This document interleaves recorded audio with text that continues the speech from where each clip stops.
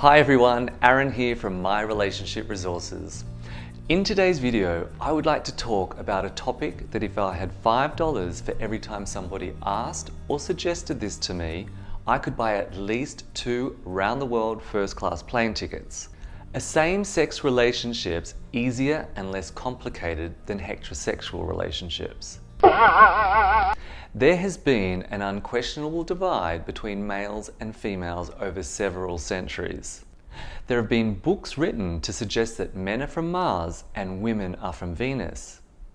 So it would be completely understandable for someone to believe that 2 Martians or 2 Venusians would be much more suited than a Martian and a Venusian.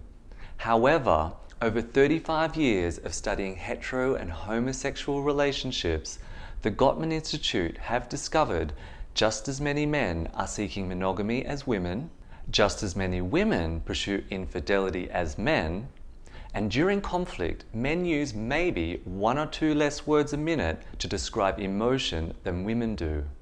It's also been observed that 66% of women can recall around 17 elements like colors, objects, and smells in a room, and a man around 8.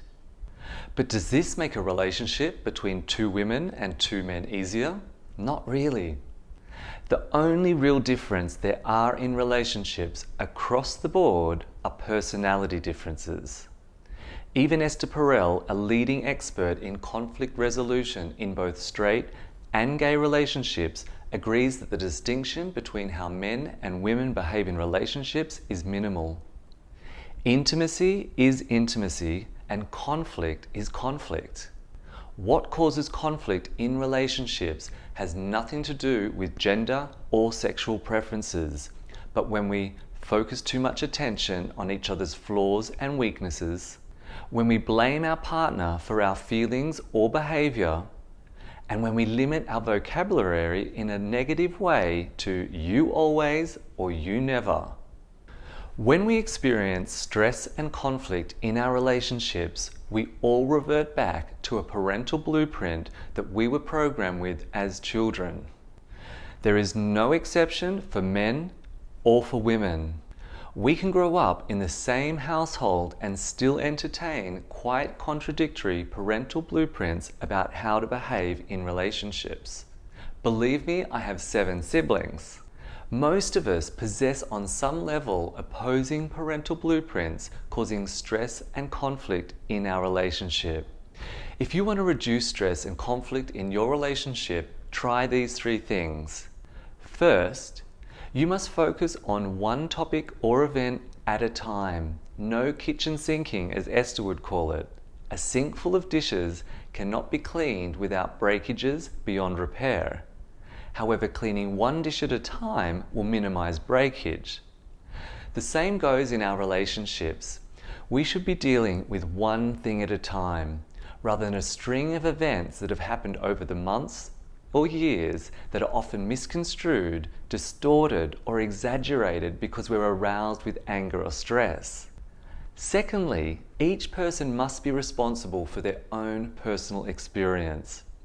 This requires us to take full responsibility for emotions and our actions rather than blaming our partner. Talk about fear and desire rather than what did or didn't happen to cause the conflict. Thirdly, we need to seek empathy. This requires us to investigate ways to understand and accept each other's perceived reality, no matter how this makes us feel. It's crazy how fixed and resilient we can be on our own perception of reality and what actually took place. We have to nurture each other's fears and desires rather than to seek victory or supremacy over our partner. Now, if you struggle with any of these things, this has nothing to do with being with a man or a woman. Studies have shown that around 70% of problems in all relationships are perpetual, even the good ones. Now, the difference between people that struggle in relationships and the relationship masters is that the masters, they know how to manage their emotional state, they embrace each other's personality differences, and they support each other to reprogram the beliefs and behaviors of unhealthy parental blueprints that cause stress and conflict in the relationship. So I guess that sums up that same-sex relationships are not easier and less complicated than heterosexual ones. People are people and relationships are relationships, and anything worthwhile requires effort. I trust you've enjoyed today's video. Visit my website and be sure to like or share this video with someone that can use it. And feel free to ask any questions or make a constructive comment below.